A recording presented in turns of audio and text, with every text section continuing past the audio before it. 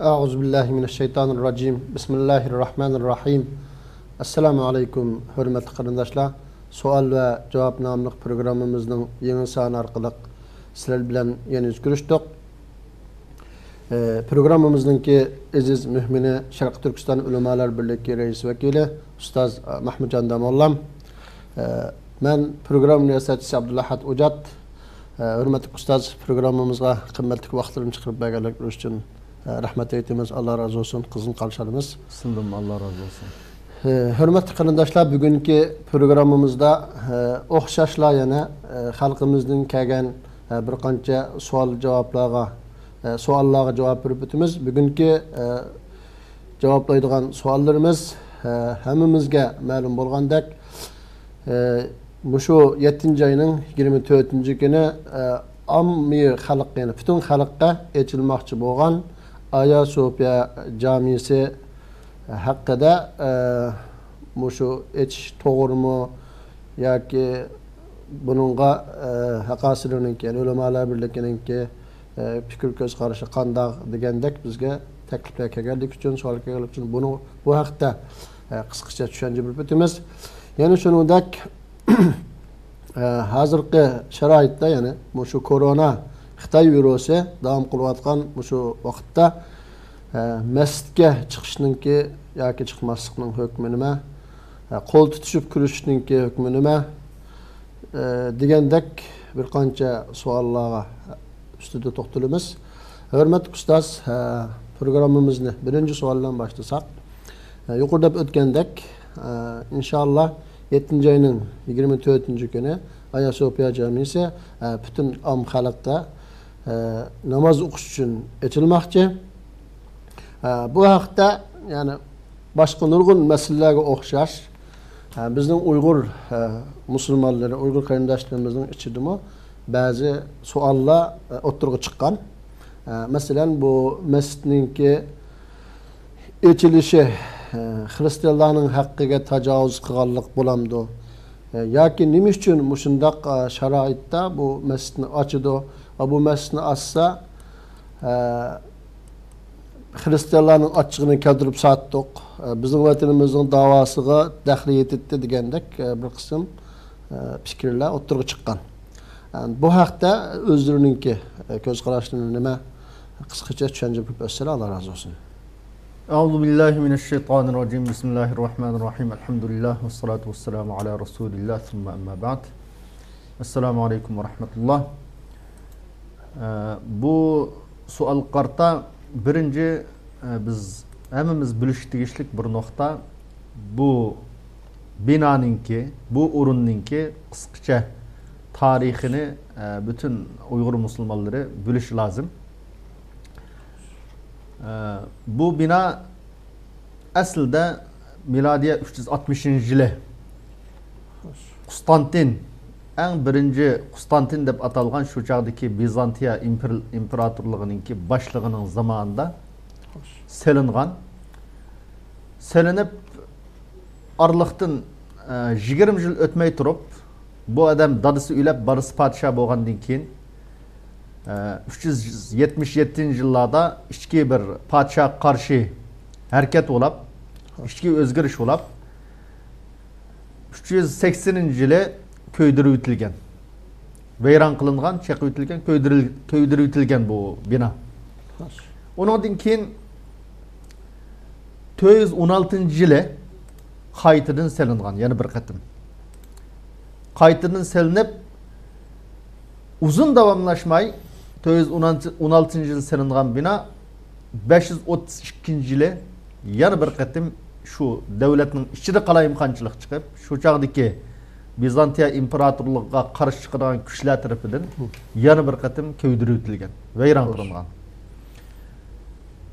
Bu topalan besik turulgandan keyin Cistiyan deb şu çağdaki imparatorun ismi, bu 537. yılı dünyadaki en çok kenise süptide selişini talep kılıp şu çağdaki injinerlardan iki injiner pirallap şu zamandaki dünyadaki en çok kenise süptide kayıtı içilgan, kayıtı selingan. Demek bu binanın qısqış tarixi muşundaq davamlaşqan. Yani binanın baş tiselinişi İslam'dan 240 yıl burun. Yani 560 yılı, 360 yılı desek, İslam'dan 240 yıl burun. İslam kelgenden keyin qayta bu bina selinip onundan keyin bugünkü yani çoğun şekilde selinip onundan keyin çoğu İslam kelgen. Aldınqı ikki qatim köydirilgen vaqtda hazırqidek çoğun emasken. Bu binadan Hristiyanlar dünyada bir neçe xil mezhep, bu asaslı çoğun iki mezhep var. Biri Katolik mezhebi, yanı birisi Ortodoks mezhebi. Hoş. Katolik mezhebi asaslık bugünkü Roma, yani İtalya ve Avrupa ellerinin köp kısmı Katolik mezhebide. Hoş. Şu çağda o Bizantiya İmparatorluğu Ortodoks mezhebiydi. Ortodoks mezhebi asaslık Yunan, Rusya ve Mısır şu zamandaki büyüdük Hristiyanlar Ortodoks mezhebide. Hoş. Demek içki vaziyetinin içki kalayımkançlık tüpeyilden iki katim köydürülgen bu bina en başta. Müslümanlar kirişti mi burun? Hatta Müslümanlar İslam dini Peygamberimizge vahiy kılınış arkalık kilep yani uzun yıllardan keyin yani bir katim yani bugünkü günde mesela nurgun insan hakları yak o bu dep nurgun teşvikatlar ba dünyada. O çağdaki kanun bugünküdek emesti. Hoş. Şu zamanda mı Katoliklar tarafından şu Bizantiya'nın paytaxtı olan şu Konstantin yani şu çağdaki bugünkü şu İstanbul dep atayılgan İslam fethisinden keyin 1204 yılı yani bir qatim hücum kılınıp şu Konstantin şehriga Bizantiya'nın şu çağdaki imparatorluğunun paytaxtı bu Konstantin degan. Hücum kılınıp şu çağda mı bu kenise Katoliklar tarafından yani yüz taraf Hristiyanların yarı bir mezhebi tarafından mı alahide veyran kılıngan. İçideki nurgun heykeller her xil kömüşten yasalgan, bulangan, nurgu yerleri çekilgan. Hatta şu çağdaki vakalikini Hristiyan yazgıçıları yüze Konstantin şehrini bulan taraç kılış vakası dep atagan. Hoş. 1204 yıldan ta 1261 yılgacha muş veyranchilik İstanbulda ço Katoliklar çıkıp ketken 1261 yılı. Demek şu çaq şu davamlaşkan. Demek Müslümanlar kilep fetih kılıp bu urunni mescid özgertiştim burun mu? 3 qatim tajavuzchilik uchragan, veyran qilingan. Keyingi vaqtlarda endi İslam bilan Hristiyanlar o'ttirishdagi Ortodoks mezhebi yoki shu chog'dagi sharq tarafga joylashgan bu Rim imperatorluğu bilan bo'lgan islomning kurashi Rasulullohning zamonida boshlangan. Hammamizga ma'lum. Mu'ta urushi, Tabuk urushi shular bilan bo'lgan, chunki bular shu zamonda bugungi Sham zemini, Misr, Nurg'iyani mush Bizantiya imperatorluğu mushlar suraydi. Hoş. Kurash boshlangan, uningdan keyin necha qatim bu İstanbul şehrini yani Konstantin şehrini fetih qilish Peygamberimiz bisharat bergan bo'lg'achqa bu şehrini fetih qildigan askarlar va shu şehrini fetih qilishga qo'mondonlik qilgan amir nihoyat go'zal yaxshi amir deb guvohlik bergachga musulmonlar tarixdan buyon necha qatim bu şehrini fetih qilishga uringan. Urinib oxiri Allohningki nisb qilishi bilan Muhammed el-Fatih Osmanlı'nınki 7. halifesi zamanı kelgen vakitte bu fetih kılıngan fetih kılınışının sebebi mi öyle ki Müslümanlar tinç ittifakdaş yaşavatkan bir Konstantin devletine hücum kılış emez belki şu çağdaki Konstantin 11. Konstantin dep atalgan bunun ismi Yuhanna dep atıldıken padişah asli Osmanlı hilafeti bilen kilişim tüzgen onun aldıda yani tinçlik bilen yaşaydı. Bu Muhammed el-Fatih'nin dadısının ülep gitişi bilen balığa padişahlık yötkelgen vakitte bu fırsatını ganimet kılıp bülep burunqi kilişimini derhal buzup şu çağdaki Osmanlı zeminiga ço bu şu Ankara taraf Anadolu tarafga hücum qilib, nurg'un yani men egallayman deb Osmonlar bilan bo'lgan kelishimni buzgan. Urush ochgan. Urush ochgandan keyin Muhammad al-Fatih xalif bo'lib 2 yildan keyin İstanbul shahrini fath qilish uchun 250 ming kishilik qo'shin bilan qorshab 53 kun bu qorshash davomlashib, oxirisi shu chaqda hatto qo'rishgan vaqtdimi Rumliqning shu chaqdagi podshosiga sen taslim bo'lgan. Taslim bo'lib, burungi kelishimga qaytsan, bizga jizya topshirsan, yana sen mushagi podsho bo'lib qolasan deb bu taklifni qo'rishgan vaqt bergan. Lekin hech qaysincho hammani rad qilgan, unamagandan keyin oxiri undan 1453-yil 5-oyning 29-da Allohning muvaffaq qilishi bilan Muhammad al-Fatih bu İstanbulni fath qilib kirgan. Kirgandan keyin shu chaqdagi xalqaro qonun, xalqaro vaziyat qandaq desa, qandaq bir hokimiyat, yana bir hokimiyatningki zaminni urush sabablik asa qo'liga shu hokimiyatningki mol mulki davlatning hammasi kim olgan bo'lsa shunga mas'ul bo'ldi. Bu xalqaro vaziyat shu. Shu chaqdagi qonun shu. Bugungi kunda shu, lekin shakli o'zgarganlik bugun ham. Chiroyli uslublar bilan kelishim bilan, menda kelishim tuzdoq, manchillik neftni menda sotamiz deb masalan kelishim bilan bo'ladi. Bugungi chiroyli uslubda bo'ladi, dunyo taraqqiy qilgan bo'lg'achqa. Lekin u zamonlarda desa, unda chiroyli uslub yo'qdi. Kim egallasa, shunicho egallagan o'rin, shu davlat, zimin, hatto shu yerlik odamlar xolis shu egallagan tarafning quliga aylanadigan vaziyatda. Xalqaro vaziyat, xalqaro jamiyat buni ayplamaydi. Chunki shu davlatlarning hammasi o'zaro shu ashuna qildi burungi zamonda.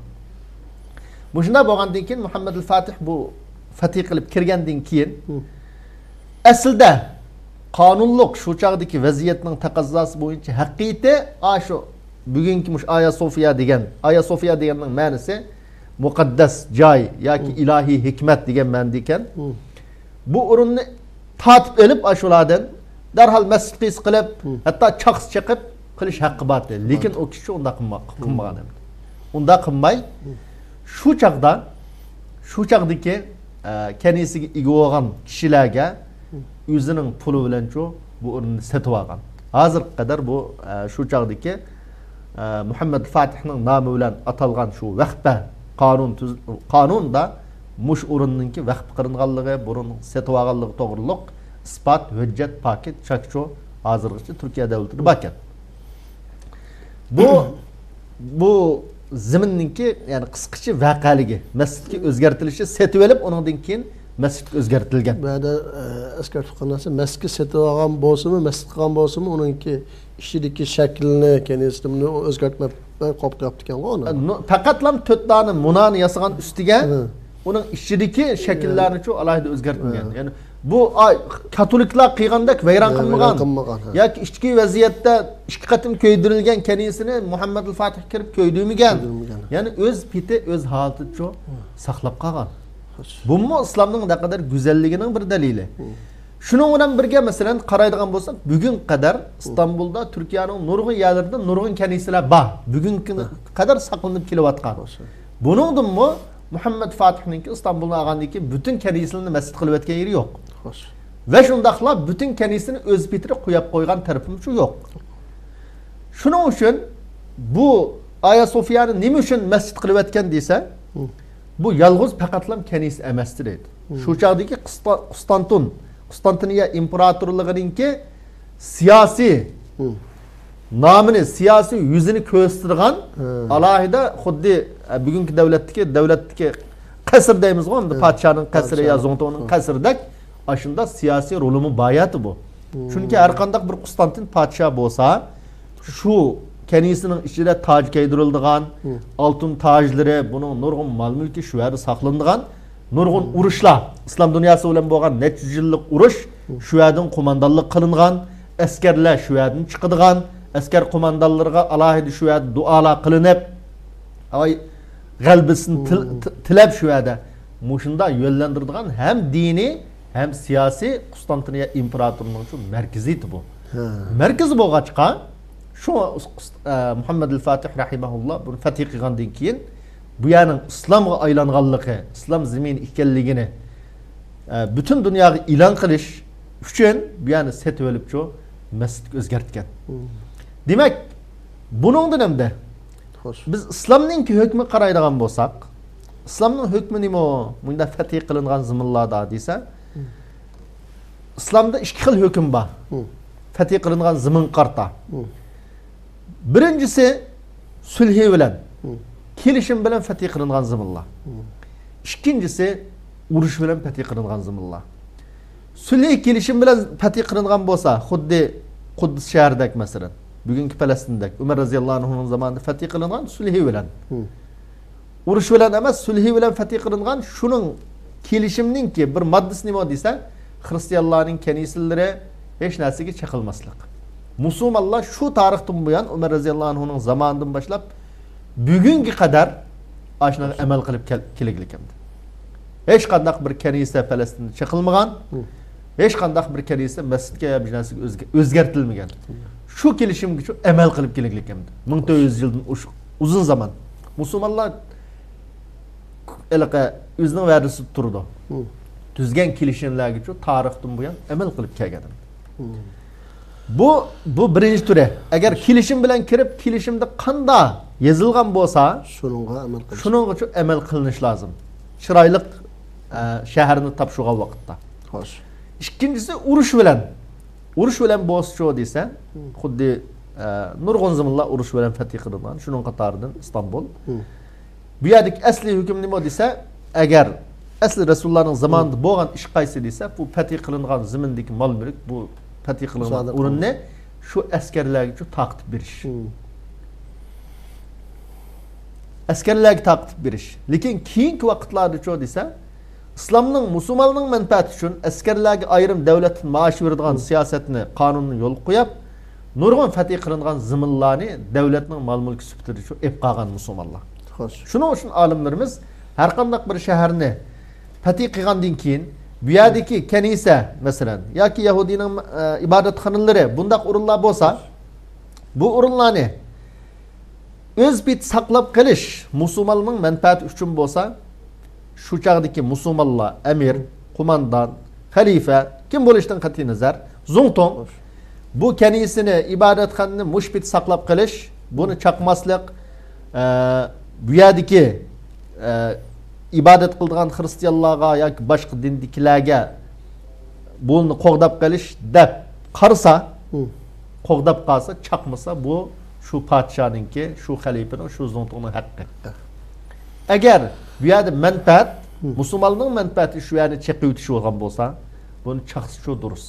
Bu musulmonlarningki shu fatih qilingan vaqtdagi o'zining musulmonning ahvoliga qarab, kuchlikligi, ojizligi, bu o'rinni saqlab qolish yoki chaqishninki foydasini qandoq shuni qarab muomala qilish shu shariatning hukmida mana bu bo'ladi deb belgilangan. Shu chaqdagi qonun nima edi desa, masalan, bazı hazır nurg'a adamniki xap bo'ldi. Biz qaraydigan bo'lsak, dunyodagi eng cho'ng kanisa deb atiladigan bugun Ishbiliya shahridagi cho'ng kanisa, Ispaniyadagi asli masjidda. Asli masjid, lekin xristianlar musulmonlarni qo'g'lagandan keyin shu bu yerni kanisa qilib o'tgan. Yunonda, Kroatiyada, Ispaniyada nurg'un tarixiy masjidlar kanisa qilingan, kutubxona qilingan, musiqxona qilingan, nurg'un ishlar bor. Bugungi kunda masalan xalqaro BDT qurilib, u qurilib, bu qurilib, bugungi kunda hech qanday bir odam masalan ya Yunondagi ya Ispaniyadagi falan Ishbiliya kanisa ya Qurtubidagi falan kanisani asli masjidda o'rni uni masjidga qaytarish lozim deb bir davlat bir shaxs shuni talab qilamdi? Talab qilmaydi. Hatto talab qilgan taqdirda butun dunyo uni rad qiladi. Nima uchun? Desa bu davlatning huquqi bu. Shu davlatlar buni egallagandan keyin mushunda qilgan manchuz yilniyaqi bu kanis bo'lib keldi. Unda bo'lgandan keyin bu davlatning huquqiga davlatlik xalqarodagi ichki ishlarga aralashmaslik degan qonun bo'yicha bugungi kunda hech kimning bu o'zgartib etilgan kanisani masjid qilishni talab qilish haqqi yo'q deb javob berdi hammadan. Demak, Turkiya bu İstanbul Aya Sofya müşahede. Güya 35 yılı bu bir körgezmixanaga o'zgartirilibdi. Türkiye'nin zeminindeki bir yer. Şu çağdaki hakimiyet G'arbga yaqinlashish uchun balkim buni burunqi masjidga altini kanisa qilmabdi ekan aynan. Kanisa qilib o'tmay musiqani o'zgartiribdi ekan. Musiqani o'zgartgandan keyin bugungi kunda hamda Turkiyadagi musulmonlar bu masjid bo'lsa asli o'zininki asliga qaysa deb buni ijro qilsa hech qanday odamning buni aralashish bugungi qonuniy tarafdanmi xalqaro qonun bo'yichami haqqi yo'q va shundaqli buni ayiblash haqqi ham yo'q. Hem haqiqiy bir to'g'ri tushunchadagi Allohga ibodat qilinadigan bir yavos ekan deydigan xristianmi buni xo'sh bo'lish kerak aslida. Nima uchun desa, odat bu musiqani vaqtda xalqlar pul to'lab kirdigan, ibodat qilinmaydigan, Allohning ismi zikr qilinmaydigan bir yer bu shunami yo'qmi? Xristianmi tabiiy holda kanisada Allohning ismi zikr qilindi, Allohning ismini zikr qilamiz deydi. Ashuna degandan keyin bu yer bir masjidga o'zgartirildi. Xalqlar pul to'lamay kirdigan, Allohning ismi zikr qilinadigan bir masjidga o'zgartirilgandan keyin buning uchun ularni asli xo'sh bo'lish kerak. Nima uchun desa, bugungi kundami Yevropa tug'anlar hammasi biladi buni. Şu qonunda Allohga ibodat qilinadigan o'rinlar kanisiga o'xshash. Bu yer boshqa bir narsaga o'zgartirilsa bo'lmaydi deydigan nimalar bor ekan ba'zi davlatlarda. Lekin Allohga ibodat qiladigan narsaga o'zgartirilsa bo'ladi deb bor ekan. Ashundaq bo'lg'achqa, mayli Germaniyada bo'lsin, Angliyada bo'lsin, nurg'un kanisalarni musulmonlar ijara qilib masjid qilgan yerlar bor. Va shundaqlar yoki setib olib masjidga o'zgartgan kanisalar Yevropada bugungi kunda bor. Bugungi mush milliy davlat deb atalgan kunda nurg'un hamma jiq Yevropa davlatlarida jo qarshi kanisa kirdigan adam bo'lmagandan keyin shu yerlik musulmonlar ijara olgan yoki bo'lmasa pulga setib olib masjid qilgan nurg'un kanisalar bor. Buni hech kim xapolmaydi shu yerdagilar. Demak, bu yerda bir masjid qilindi deb bunga bizning Uyg'ur musulmonlarimiz qat'iylik buni ko'ngilga keldigan yoki siyosiy tarafdan Turkiya hukumatini yomon ko'rganlikdan masalan bu bizning vatanimizda manda ish olsa buning bilan kar yo'q. Bir kanisini burunqi kanisini manda yoki musiqani masjid qildi. Musulmonlar bilan kar yo'q turib buni qilsa buning nima ahamiyati degandek manda gap bilan to'g'ri bir ishni rad qilish yo buning qarshi chiqish yo xristianning ko'ngliga keldi deb uni ayab o'ltirishning o'zi bu asl dinimizni tushunmaganlik va shundaqli xalqaro vaziyat, xalqaro qonunning burunqi zamonda qanday ekanligi va bugungi zamondagi yo'linishning nega ketayotganligini bilinmaslik deb qarash kerak. Bir masala kallamda taqaldi. Masalan, hozir hamda Amerika Tashqi ishlar ministrligi, undan keyin Rossiya, Yunan, Birlashgan Davlatlar Tashkiloti qatorli o'rinlar bu Turkiyaningki bu Aya Sofyani jamiga, masjidga aylantirishiga ya'ni qarshi chiqib tanqidiy nimalarni, bayonotlarni e'lon qilgan hamda. Bizning Uyg'urlarning ichidami shu masalan Yevropada tug'anlarmi, shundan ta'sirlandimi? Masalan biz Turkiyada yashab buni masjid qilsa bo'ldi, u bo'lsak, bo'la shu Turkiyaning siyosatiga ergishidi, erkin harakat qilmaydi. Ya bak ashaddiy nima bo'lib ketdi, musulmon bo'lib ketdi, u bu deb ba'zi fikrlarni qildi hamda. Bularmi shu o'zi yashayotgan davlatlarningki siyosatidan ta'sirlangan bo'lishi mumkinmi, bu bir masala hamda. Bu masalada masalan Rossiyaning ortodoks diniy muassasa buluş sübti bilan ayıplagan bilan Rossiya Tashqi ishlar ministrligi bu Turkiyaning ichki ishi. Lekin bu ba'zi shunda xristianlar dunyosida biroz ko'ngil bearamlikni, ko'ngilning yerim bo'lishini keltirib chiqirdi degan asosda bayonot chiqaribdi. Yunanning ayıplashi bu normal ahvol hamda Yunan bilan Turkiyaning tarixiy nurg'un jidallari, nurg'un siyosatlari, nurg'un xapliqlari bor. Bu yerda manda bir nokta var çok. Biz de Avrupa'da vatan davasının canlanışı kuşanışı için hareket kılavatkan nurgun karındaşlarımız var. Bular hizmetini devamlaştırış gerek. Bular kopap hem de vay bu Aya Sofya mescid optu dep negi varsa Hristiyanlığın yana koyup köydünlüğüme Aya Sofya Mescid olacağıma biz şunda hoş olduk deyip deyjürüşüne haceti yok. Hoş. Bu siyasetke, hikmetke zit işma bu. Lekin biz Müslüman bunu süftimiz bilen, Müslüman bunu süftimiz bilen her kandak bir meselege evvel şer'i bir nokta nazardan qarab, şer'i taraftan bu iş zadı kandak. De bunu bir bilişimiz lazım. Ondan keyin biz siyasi vaziyetning tüpeyilden bu meselege kandak muamele kılımız, bunu bilişimiz lazım.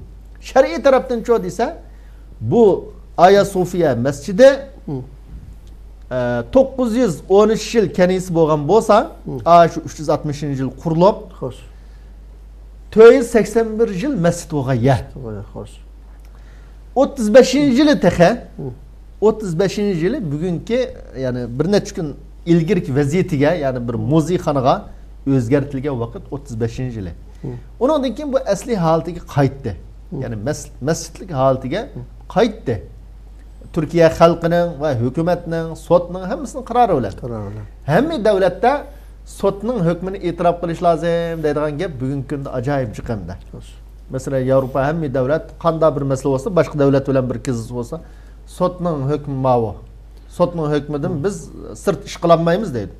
Türkiye bir demokratik devlet bo'lib bilan bu yerdagi sot şu kararını chiqaribdi. Şu kararını chiqargandan keyin buni cho devletler ma'lum tarafdan ayıplagan taqdirda mı bunu qabul qilishga majbur. Yani bu sebepten Yunan kopap ya Amerika kopap Türkiye ile münasebetini üzep biz manda qilamiz diyemaydi o. Unda holatga shu baranmaydi o. Biz bunu şer'i tarafdan bu asli halatiga qaytibdi.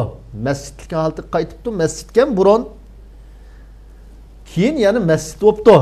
Bu dini tarafdan qilishga tegishli ishkan. Asli vacip şu de. Mescidni bu ko'rgazmaxonaga, muzikxonaga o'zgartirish haramti shariatda. Haram ishni burun hokimiyat qilib 35-yili. Bugungi hokimiyat cho desa, bu haram ishni yo'qotib, xato bo'lgan bir ishni yo'qotib, asli diniy tarafdan to'g'ri bo'lgan holatiga qaytiribdi. Bu bizning siyosiy shar'iy qarshimiz bu bo'lish lozim. Andan siyosiy tarafdan cho desa, mesela o hukuki taraftan yapsakma o Muhammed Fatih o polisini bilip bütün çıkılmalarını setvagan. Setvagan ya. Yani özünün hakkı. Özünün hakkı. Şu vaxtda qanday sıkıntı lekin hem İslam'ınki kengchilik noktasından qarab bunu aslında qilgan hamda. Siyasi taraftan cho desin, siyasi tarafta tabii halda Avrupa'da Hristiyanlığın yana verip ya ki uyan bir yana vatan davası meselesine bu meselenin alahide söylep kirep meselen. O biz degan manda yuğa işini qilib etdik deb ya buningdan faxrlanib so'zlash meselen. Çünkü bizim davayımız nayet murakkab dava. Buningdan qattiq xo'sh bo'lganligimizni kishilarning oldini ifodalash, ularni bearam qilish meselen. Bu bizning davayımız ziyonli qo's, buni qilmasak bo'ldi. Qalbimizda, biz ko'nglimizda, e'tiqodimizda, shar'iy tushanchimizda bu qilishga tegishli ish qilindi deb buni xo'sh bo'lishimiz, bunu qo'llashimiz lazım.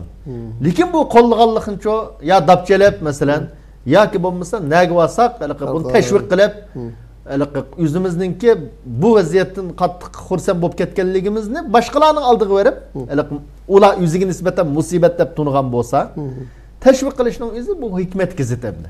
Ya'ni bizning davoyimiz ziyonliq, davoga zid masala. Bu yerda mening bir gapni qo'shib qo'ygim keldi. Xo'sh. Bizning hamda har qanday bir davlat yoki bir shaxs bir yaxshi ishni qilgan bo'lsa, yaxshi ishni yaxshi deb tunishimiz lozim. Ma'lum boshqa bir siyosiy tarafini biz yoqtirmaydigan taraflar bo'lsa-mu, masalan nurg'un qarindoshlarimiz Türkiye'nin siyasetinden narazı. Bizim nurg'un taraflarından narazı. Bizning vatanga bo'lgan siyasetidan narazı. Bunu üzgün deymiz, hamiyat deymiz mesela bu gapni. Bu ish narazılığımız bilan turib, to'g'ri bir ishni qilgan vaqtda qo'llashimiz kerak. Buni qo'llashimiz lozim. Xuddi masalan o'tganda John Boltonning kitobi chiqdi. Shu kitobda masalan biz unda demigan bo'lishini arzu qilamiz Amerika Zongtoninki. Lekin Zongtoninki Xitoyga borgan ziyoratida bu Uyg'ur masalasi, Uyg'urning lageriga sulash masalasida bu asli qo'llaganti degan gap chiqdi, shu kitobda yozdi. Bunu biz unda demigan bo'lishini umid qilamiz, arzu qilamiz. degan bo'lsa, unig'im chavakchalamdiq yo'qmi? Albatta chavakchamaymiz. Uni qo'llamaymiz. Mush gapni degan bo'lsa, xato qilibdi deyishimiz lozim. Keyin Uyg'ur qonuni qo'l qo'ydi masalan, bu yaxshi qildi bizning manfaatimiz uchun deb buni alqishlashimiz lozim. Ya'ni bu masala bir odamni yaxshi ko'rsak, zodi buning xatoliklarini yepib turib, butunlay yaxshi ko'rish. Butunlay yaxshi ko'rib, zodi buning masalan Jon Boltonning yo bu yolg'on gap yo siyosiy hozir ziddiyatlashib qolgan bo'g'achqi shuni dedi, asli bunda demagan deb xuddi shu yerda badak. Manda gaplarni qilib oqlash. Bir odamni, yana bir odamni yana bir davlatning ma'lum siyosatini yomon ko'rsak, shuning bilan to'g'ri xato hamma ishini ayplash, bu siyosatning yo'li emas. Hem shundaqla dinning yo'li bu emas. Ayasofya'nın açılışını bizning vatandagi masalalarning taqalishiga bog'lab olishmi hamda biroz hikmatsizlik. O qat'iy o Xitoy kommunistlar qilyapti bu ishni. Vatanda qilyotgan bo'lsa, tajovuz qilib qilyapti. Kommunistlar qilyapti. Bu masalalarning qat'iy munosabati yo'q ham. Bizning vatandagi tarixiy masalalar u. Xitoy o'tgan kundagi bir maqolasida 530 odamga birdim masjid to'g'ri keladi, uchi-bucha. Bu nurg'un islom dunyosida yo'q debdi. Amaliyotda mush masjidning hammasi Xitoy kommunistlari vatanda besolishdan burun bor masjidlar. Xitoy kommunistlari kelib, yangidan masjid sanilgan ish yo'q. Qat'iy yangidan masjidlar ruxsat qilmagan. Faqat ba masjidni yangilash yoki o'z zamonida 80-yillar, 90-yillarda ba masjidni yangilash qilisham cho ruxsat qilgan. Demek ki bu meselede ben Müslüman deydiğin her qanday bir adam özünün kalbide olsun hoşallıqını his qilish bu yani her bir Müslümanın mesuliyeti yandır. Şunaqmi? Başqa bu xo'shab qo'ydigan gaplar bormi? Bu vaqtda men qarindoshlardan naytı so'qqanlik bilan, temkinlik bilan muomala qilib bunday masalalarga qo'shildigan yerda qo'shilib bu xo'shlig'imiz ba'zi bizga ziyon olib keladigan bo'lsa, xo'shlig'imizni o'zimiz bilib yasaq bo'laverdi hayotda. Ya'ni unchalar ansirashning hojati yo'q yani. Allah razı olsun. Endi ikinci sualımıza kelsak, hammamizga ma'lum, Xitoy virusi butun dunyoni qopladi. Jumladan Turkiyada bu bir mazgil uyga qopilib qoldik. Yaqindan bu yana hamda 6. ayının 5. ayının 10 mu? Yani biraz açıldı. Açılışından birlikte normal hayatga bu ne bilen maske taqash bilan boshqalarga bo'lgan musobaqa diqqat qilish sharti bilan qaytdik. Endi hozir masalan to'ylar bo'layotdi. Boshqa her xil faoliyatlar yani normal boshlandi. Bu mescitleme açıldı. Yani mescitleme hem de bazı mescitlerde köpüncü mescitte sillo cenazlarına koyup koyalım. Kersiniz maskulen keren müşahede namazı kılıp çıktın dep. Ama qaraydigan bo'lsak bu nima kasallikki yuqumlanish nisbati hech yo'qolgani yo'q. Aksicha masalan Turganki Turkiyadagi yuqumlanish soni o'lishgan kishi 18, turgan kishi 992. O'lishgan o'lgan odam soni 19, turgan kishi 20 odam o'layotdi. Aynı şekilde bununki kasallik merkezi İstanbul ekanligi bo'langa ma'lum, yuqumlanish ham ko'p bo'layotdi. Endi biz shunday sharoit ostida namozni masjidga chiqib jamoat bilan o'qindik yoki o'qishimiz yani vacibmi yoki uyda o'qisaqmi bo'lamdi? Bu bir masala. İkinci mesele bu qo'l tutishib ko'rish masalasi va uningga nima qilaylik? Mana birinchi masala gibi o'zlarining fikrlarini. Birinchi o'lab jamoat bilan namoz o'qish jumhur mazhabida bu sunna muakkada. Hanbali mazhabda vacib deb qaraydi. Bunun delilleri nurg'unimda jamoat bilan namoz o'qiganning fazlininki yuqori ekanligi 27 hassa yuqori bo'lganligi. Onundan başqa hatta zodi masjidga chiqmagan odamga masjidga yaqin bo'lsa uyi namoz yo'q degan nurg'un tahdidlar bor. Payg'ambarimizning namozga chiqmagan odamning uylarini ko'ydirib o'tsam degan tahdidlar bor. Demak, namozga chiqish bu islomdagi eng muhim katta amallarning biri. Xo'sh. Shundoq namozga chiqishga qiziqtirgan yolg'iz o'qigan namozdan masjidda o'qigan namozninki 27 hassa darajasining yuqori bo'lganligini bayon qilgan payg'ambarimiz sollallohu alayhi vasallam. Xo'sh. Ma'lum sabablar tufaylidan, o'zirlar tufaylidan namozga chiqmasimi bo'lganligini ham bayon qilgan edi. Xo'sh. Shuning qatoridan masalan burunqi payg'ambarimizningki hadislarda kelgan vaqaliklar, omillar, sabablar nima desa, masalan, qattiq yomg'ir yog'ib ketgan, qattiq sovuq bo'lib ketgan, yo'llar qattiq bo'lib ketgan, masalan, shundoq vaziyat yoki qattiq qo'rqgan, masalan, shundoq vaqtlarda namozga chiqmaslikni payg'ambarimiz sollallohu alayhi vasallam tashabbus qilgan ve şundaq bir adamның qattiq qo'zg'achib ketdi yoki tarat qiyqisi kelib ketdi masalan nurg'un bu to'g'riliq har qaysi masalalar to'g'riliq ayrim dalillar bor. Xo'sh. Mush o'zirlarning hammasininki dalil nima desa İbn Abbas radıyallahu anhu bayon qilgan hadisda İbn Abbas o'zining maziniga sen eşhedü enne Muhammed Rasulullah deysan hayya alas salam deme. Yani teşehhüdden keyin namaz kılinglar deme, belki sallu fi buyutikum da. Sen uyangda namaz o'qinglar degan. Deb mushunaq degan. Maznaxunim bunu degan vaqtda shu chaqdagi musulmonlar bu gapni shu qabul qilinmagan nemish bu. Degan vaqtda İbn Abbas radıyallahu anhu mendim yaxshi, sildim yaxshi bo'lgan payg'ambarimiz sollallohu alayhi vasallam qilgan ish bu. Juma bo'lsa bir vojib namoz, men sizninki bu namozga chiqimizda petih yo'llarni minib qiyinchilikni qilishingni xolimidim deb mushunaq bayon qilgan. Demak, odatda mushundoq yomg'ir yoki so'g'oqlikdan iborat ya yo'lning petigligi bu namozga chiqmaslikqa o'zir bo'lgan ya-da yani albatta hayot tehlikasi yo'q, yani qiyinchilik sababidan albatta bundaq yuqumliq kasal tarash ehtimolliği adam jiqyada ehtimolliq yuqori bo'lgan bundaq vaqtlarda namozga chiqmaslikqa bu kasal albatta o'zir bo'la oladi. Shuning uchun jamoatlarimiz, xalqimiz masjidga chiqmay bugungi kunda uyda namozni o'qisa, bolalari bilan, oilasi bilan jamoat bo'lsa, bu durust, bu to'g'ri. Lekin shuning bilan birga men ta'kidlab qo'ymoqchi bo'lgan bir nuqta nima desa, agar bu inson o'zining umumiy hayotida ashundaq ehtiyot qilib, ashundaq diqqat qilib yashaydigan odam bo'lsa, boshqa namozga kasal chiqib qoldi deb chiqmaydi. Lekin boshqa vaqtda abtuzga chiqdi, nurg'un odamlar bilan birga mangdi, bozorga bordi, odam jiqyat yuriydi, elish-verish markazlariga bordi, masalan. To'y bo'lsa, shunda yaqinlashib, bisi bilan shunda yaqin o'ltirdi, masalan.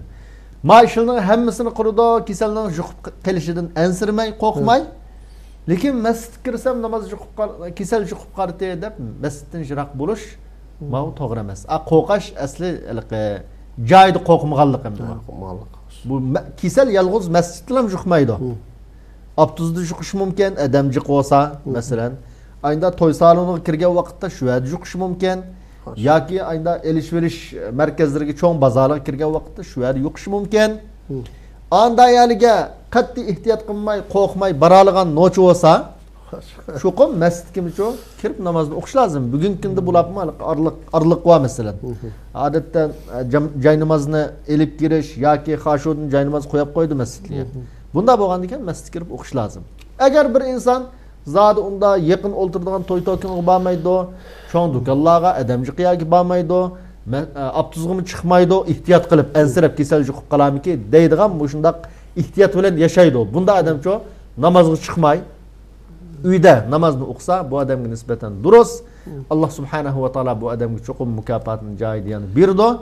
Shuna tangpunglashtirib, ba'zi olimlar sil degandek nima qilibdi, masalan, ayna bir zurriyati bor yoki ehtiyot qilib kelgan ham bir kasallik ehtimoli bor.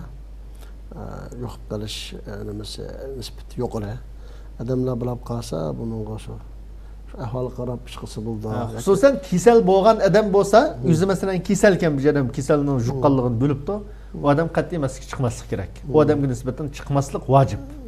Ya'ni boshqalardan o'zini ayash vojib bo'ldi odamga. Shuning bilan birga Sahiyya ministrligining ta'kidlayotgan bir masala var masalan. Nefes yollardaki kasallar va odamlar bakra xatarlik ruhib qolsa deydigan. Mushular masalan bunda masalan yeshi sal cho'ng, umumiy ichki tan salomatlik yaxshi emas. Bundaq odamlar texmi ehtiyot qilish lozim. Texmi masjidga chiqmaslik lozim va boshqa ayna kasal yuqish ehtimolli bo'lgan sorun urunlargacha bormaslik lozim. Xo'p, Alloh razı olsun. Endi yana bir masala biz hammamiz kunda qancha qitim duch keladigan masala bu qo'l tutishib kurishish masalasi. Bizning Uyg'urlarning ichida hozir masalan xususan İstanbul'daki aşklarning hammasi ochildi, to'ylar bo'layotdi. Shu bilan birga uchrashganda yana jiq odamlar qo'l tutishib kurishadigan. Ya qo'lini bermasa kurishilashim bo'lmaydi be. Xudoyam saqlaydi deblam qo'lini birib kurashishga zo'rlaydigan. Shunday ahvollar umumlashib ketdi. Ba'zisini bundan saqma, masalan, o kurashmaydi deb. Ya'ni bir turli odamlar bilan bizni hijollab yoki nima deb qolaki deb ansirashlar kurashib o'tib, bundan qo'limizni koloniyada pakizlaydigan, yuydigan ahvollarni qilyapmiz hamda. Hamda buningki qanday qilish kerak? Zade shu qo'l tutish, kurashish pek muhimmi islomda? Yoki unda qilmasaqmi bo'lamdi? Mushaqat qisqacha tushunib bo'lsa. Birinchi o'lab qo'l tutib kurashishning hukmi sunnat. Peygamberimiz sallallahu aleyhi ve sellem ikki musulmon birisi bilan uchrashib qo'l tutishib kurashsa, xuddi atiyaz vaqtida daraxtning yupurmoqlari tushgandek, bunun xatoliklari, gunohlari shunaq tushidi degandan, kichik gunohlar. Bu muhabbatni oshiradigan yaxshi bir odat, yaxshi bir ish. Bunun hukmi sunnat hamda. Lekin hayotni saqlash, inson o'zininki hayotiga tahdid bo'ladigan ishlardan saqlanish bu vojib. Ya ayyuhallazina amanu la tulqu bi aydikum ila tahluka. Yani sizlar o'zinglar halokatga tashlashga sabab bo'lgan ishlarni qilmanglar deglik hamda. Unda bo'lgandan keyin mush qo'l tutishib kurish masalasida bugünkidek kunda hamma odam qo'lni tanglamasa, bisini xijil qilib kurashmasa, assalomu alaykum va alaykum assalom. Assalomu alaykum va alaykum assalom. Alloh savobni elimiz ona da bir savobni olamiz, salomning savobini olamiz shu orqali. Unda bo'lgandan keyin bu kasalning chunki qo'l tutishga vaqtda yuqish ehtimolli bo'lgandan keyin ve shundaqli yaqin kelgan vaqtda tiniq orqali yuqish ehtimolli bo'lgandan keyin buningdan saqlanish zarur. Payg'ambarimiz sallallohu alayhi ve sellem buningki dalil nima desa, payg'ambarimizning yoniga bay'at qilgani musulmonlar keldi hamma yerdan. Bir umak Resulullohning yoniga bay'at qilib kelgandan keyin bu umakning ichida Maxav kisli bor, bir odam bor ekan, bu odam sirtda qoldirgan. Sirtda qoldirib boshqalar kirib Resulullohga qo'l tutish bay'at berdi. Bay'at berishga bunda bir odam qilib qoldi, buningki bunda Maxav kisli bate, Juzam kisli bate degan vaqtda payg'ambarimiz o'rinda qolsin. Biz uning bay'atini oldik.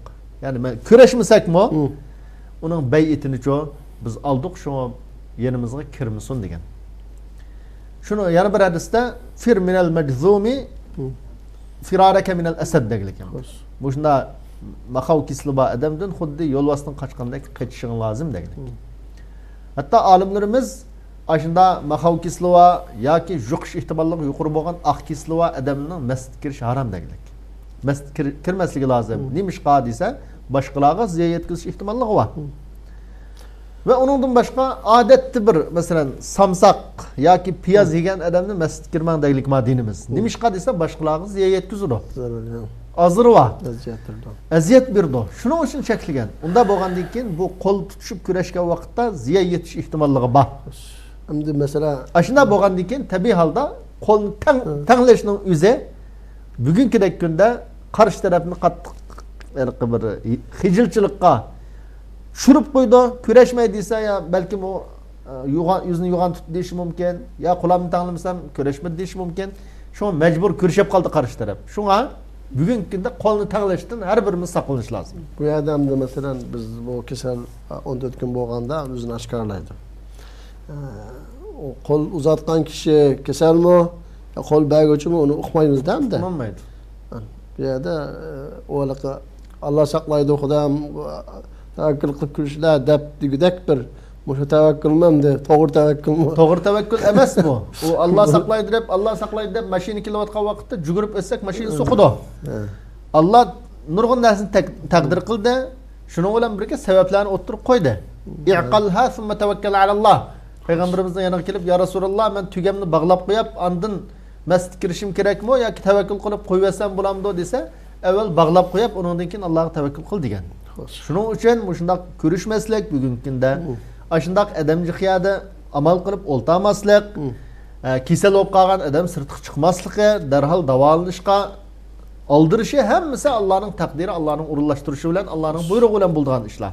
Shuning uchun ay hech nima bo'lmaydi deyishning o'zi bu xato. Allah xo'sh, rahmat, Alloh razı olsun. Hammamizni Alloh taolo bu vabodan saqlasin. Shunday masala bir qarindishimiz ayrı WhatsApp'a atgan bir savol. Üzüldürmey tutulgan ro'zasi bor kishi ro'za tutgan vaqtda Qurban hayitga to'g'ri kelib qolsa qanday qiladi deb so'rabdi. Buning hukmi nima, qanday qilish kerak? Shariatda oqima-oqa 2 oy Ramazon tutish 3 turlik jinoyatga, xatolikqa kafarat bo'lib belgilangan. Bunun birincisi qasdan bir müminni o'ltirib salgan adam. Birinci qilishga tegishli ishi qul azat qilish, diyet berish. Agar qul azat qilishga qodir bo'lanmasa, bu chaqda cho desa, oqima-oqa 2 oy Ramazon tutish. Xo'sh. İkincisi o'zining ayolini onasiga o'xshatgan. Yani belki bizning millatimizda yo'q bu ahvol. Arablarda şu burunqi Qur'on tushgan vaqtda Arablarda borkan, ya'ni o'zining ayolini onam dekkansan, azab onamga o'xshab ketding, falon yering onam o'xshaydi ekan. U bu deb mushundaq deyishning o'zini bu zihar deb ataydi. Sura Mujadilda buning hukmini qul azat qilish qodir bo'lanmasa, uningdan keyin shu 2 oy Ramazon tutish.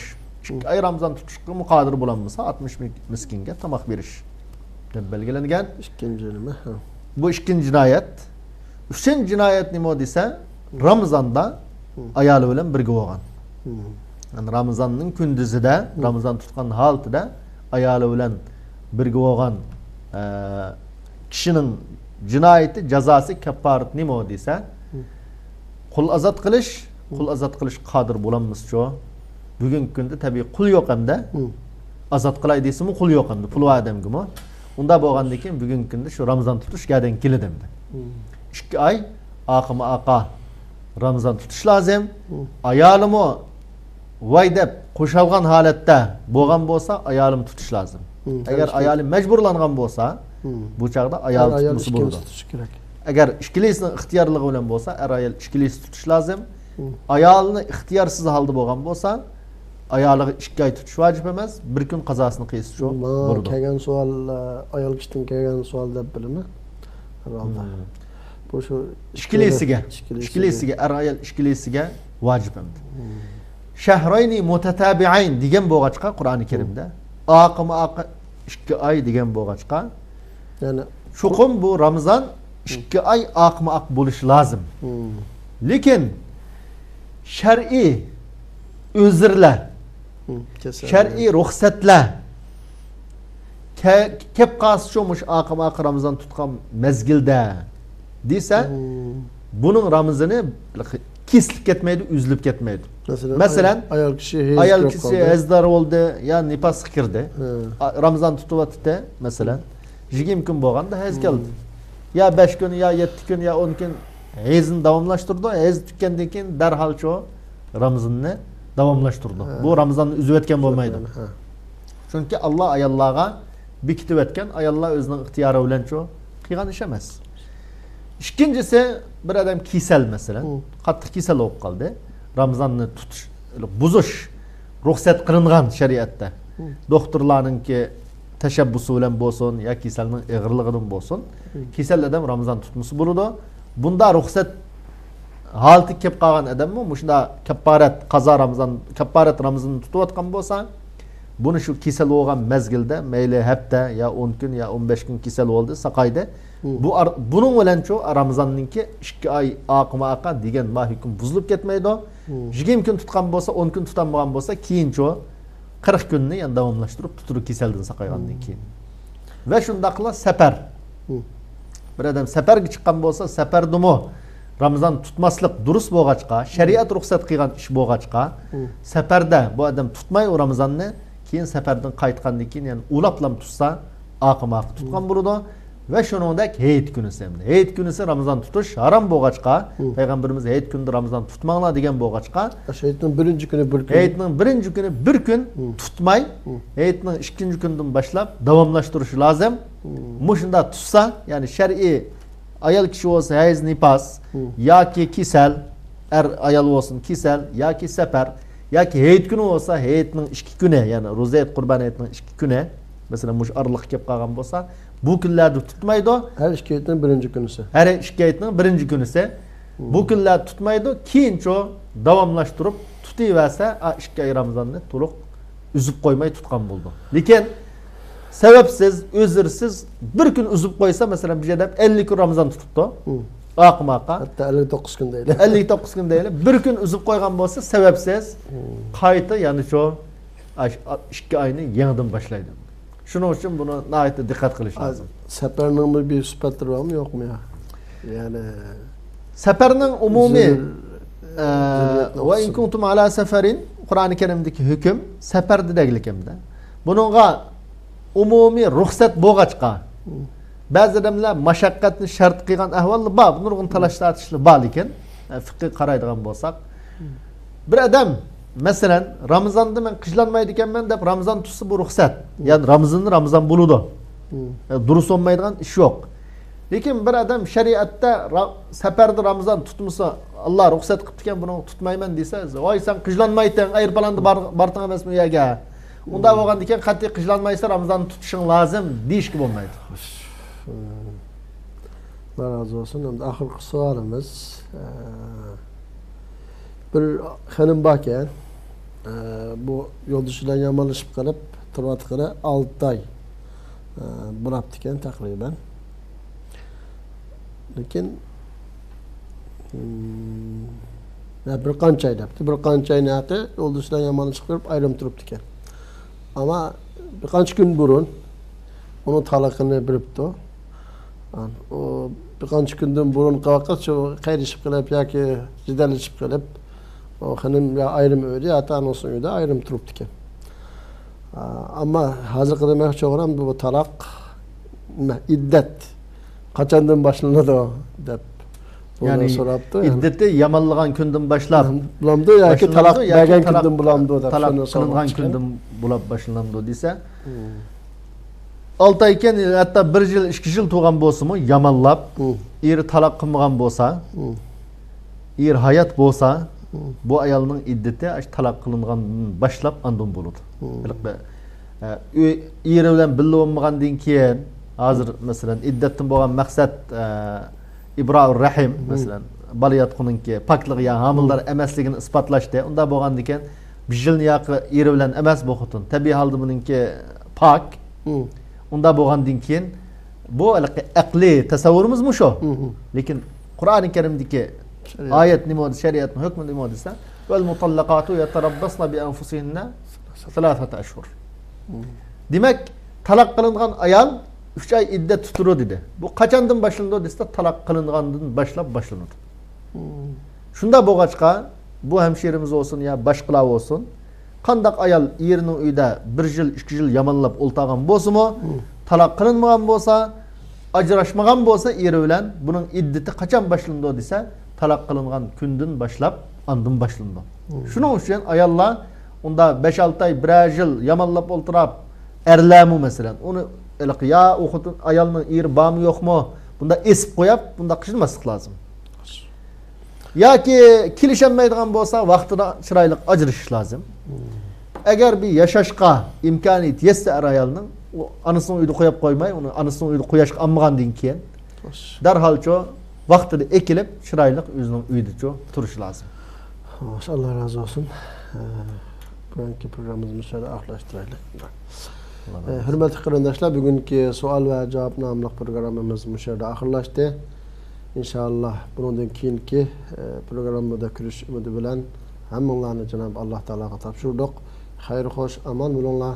Vesselamu aleyküm ve rahmetullahi ve berekatuhu.